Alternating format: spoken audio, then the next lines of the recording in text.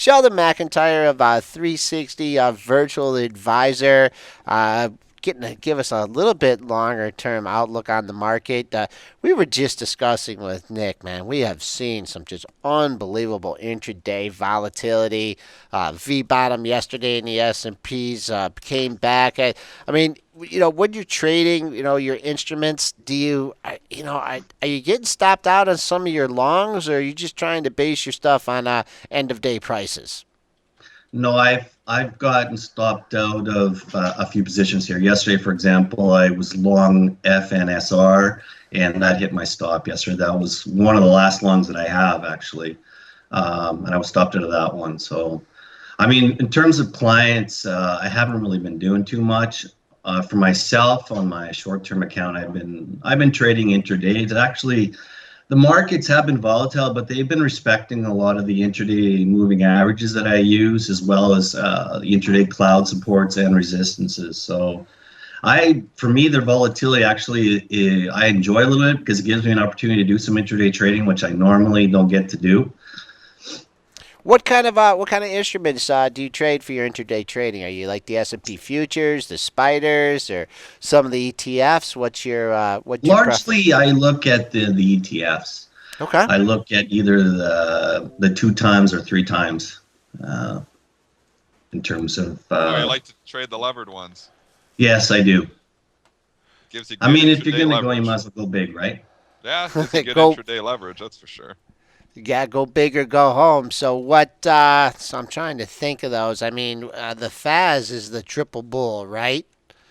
That's on Yeah. the financials. I Yeah. usually focus, because my general market working thesis is benchmarked off the SPY or the S&P 500. So I generally rotate between SPXS and UPRO, whether it's long or short, and I just use those. I feel the most comfortable with those. Probably I don't get as much, upside as maybe going in biotech leverage ETFs, but I feel more comfortable, and I have a lot more success with those two leverage ETFs off the S&P 500. Okay, JG 101 here was looking at the FNSR, for a long here. What was your thesis on this stock? Came off pretty hard. You perhaps looking to, reload at the $25 level, or you just did you get stopped out from a long No, term I position? simply, it hit my stop, 5% down. I was out.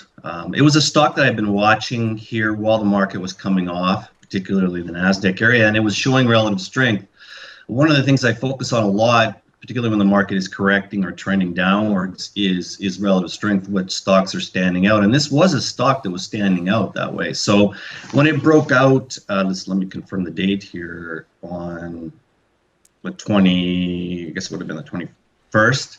The RS line actually, if you use Market Smith, the RS line actually was already in new highs before price. And that's generally a bullish situation, definitely something I look for. But you know what? The market just wasn't there, and the trade didn't work. So, it hit my stop yesterday, and I will watch it to reset. I definitely haven't put it in the trash bin yet. Yeah, you're not But it would quali- have to um, go back and break out into a new high before I would look at touching it again. Okay, you're not qualified to go on CNBC if you admit you have losing trades.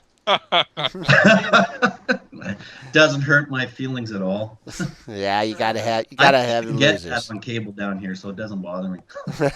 Okay, just looking at S&P futures, bumping up against Friday's high and Monday's high here in the 1872, 1873 level. Dennis is kind of leaning that there's just a lot of paper, a lot of sellers up above. He's kind of leaning that we take them out, make them run in 1900, and then perhaps get a washout. You just gonna respect this resistance here, or you looking for a breakout? Well, I've been operating since the February when we had the bullish outside month. I adjusted my price target for the S&P 500 up to around 1915 to 1920, and that's basically what I think we'll see here because of the divergent situations of the indexes relative to the shorter term daily moving averages. For example, the NASDAQ 100, the NASDAQ, the Russell, etc., well below their 50-day, and then you have the S&P close to new bull market high. I think what will happen is you will get 1900 tested, maybe slightly above, and that will create a negative divergence between the indexes, with obviously the Nasdaq still well below. And I think that's where you'll see another tell that we are putting in an intermediate top. But I do agree that 1900 or slightly above probably is about the best we're going to get. Right, and we do have some macro news coming out this week. 2-day Fed meeting, unemployment number on Friday. So, do you position yourself ahead of those, or do you just wait to react after the numbers are released? Well, in terms of the Fed meeting, you know, I'm not a Fed watcher per se. I mean, for my view is this. I think there was like so I forget who the individual was, but he had a sort of a rule that was like 3 steps and a stumble. And in March, we had 3 consecutive tight or cutting back or tapering, whatever you want to call it, on the Fed buying.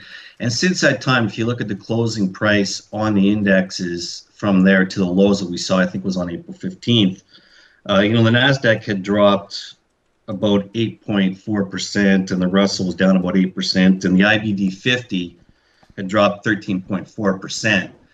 And that sort of, to me, says, I know people say, okay, well, it's not raising interest rates, but it is a de facto cutting back on liquidity in the market anyways. And I don't think it's any surprise we've seen that. I think this meeting, they will go ahead again. What I'm looking for is volatility coming out tomorrow. What type, how the market's going to react. If we see volatility go higher after the announcement, that would tell me that the market's probably going to sell off in the afternoon. Okay. If we see volatility come off, we should be looking for the market to strengthen. Looking at the gold markets here, I mean, just kind of hanging out at the 1300 level. I know you dropped a link in the chat when we were talking about gold before. Did you trade the gold market or the GLD or the gold futures at all? Do you have any opinion on that? The gold market, I don't trade it too much. I mean, through the ETF, I did take a pretty large position earlier in the year in the gold miners, in the junior gold miners. I really liked how the chart was setting up there. That didn't work out. That was actually ended up being my worst trade of the year. Once again, making a losing trade. Oh my God! Now you're really in trouble here. I know, aren't I? This weekend I actually, because I'm in Chile, mining is a very big business down here, and negativity across the board. I would say gold is probably still could make another low here before we see it rebound. It would not surprise me. Well, I mean that would go with your thesis as far as the market going higher. Just moving on to the other big commodity that we follow, crude. A few weeks ago, Gene Epstein wrote an article, $75 crude, and then during the anniversary show they had Larry Kudlow on, and he was confirming his outlook for $75 crude. So I think that's almost like an affirmation that crude is moving higher. I just don't see, even with the cartels out there losing their strength, I just don't see it happening. You have any kind of outlook for crude? Well, I don't have like a well defined. What I would say really, when I look at a lot of the commodities, I just look at where they are relative to their 200-week simple moving average, and in my opinion, really, it's a 200-week simple moving average story, and it's been that case really for several years. Either it gets a little bit above and then falls back below, and then it goes back above and goes back below. There hasn't really been a definitive breakaway from the 200-week simple moving average. And for me, that's characteristic of a market that's still in a bear market at this point. Until we see a notable break away from that moving average, I really don't have a definitive opinion on it. Okay. Do you do anything in the options market, the shorter term options, the weeklies, or are you just out there playing the actual equities? No, I'm a pretty much straight up equity guy. Okay. And for A little investment. bit emerging market debt occasionally. Okay. So, and just moving on to, some of the hot issues here, with Apple, is that a stock you have in your portfolio? No, Nope. Not tempted not at all. here. I haven't No. had it for maybe a year and a half. Okay. All right. It's And, well, it hasn't been a relative strength leader, so it just hasn't been there on my screening, it hasn't been there in my work, so it hasn't demanded my attention at all. okay. And just with the market up here at elevated levels here, are you still? Is there any bargains out there that you see just on a relative basis? Oof. Well, I'm not a valuation guy per se, so I can't really say bargains, but I do like chart wise. I do like how the copper miners, the chart on the COPX, for example, looks like there might be a bullish turn developing there, and also in the fertilizer companies, SOIL. Those two charts, I guess, if you want to say bargains, do look attractive. The 200 days starting to make the turn, etc. But individual stock value, I'm not. That's not really what I do. Okay, and the fertilizers.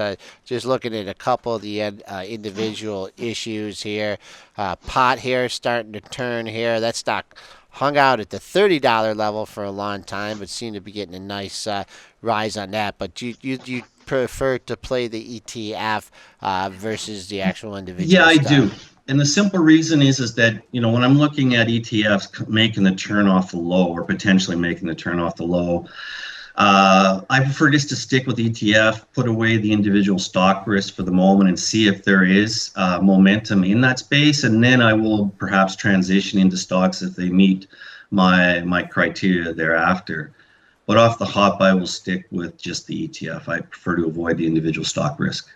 Okay, all Although right. I might take a stab at pot because it's from my home province in Canada, but Okay, all right. We've had Sheldon McIntyre here of 360 Virtual Advisor, giving his take on the market, sticking to his moving averages, and taking an outlook at the market for us here. Sheldon, thanks a lot for coming on, and I always see you in the chat there. Appreciate any comments that you could throw in. Have a good I trading. appreciate the chat room. Actually, I put it on and I can do my work and get caught up on the market, so I appreciate that.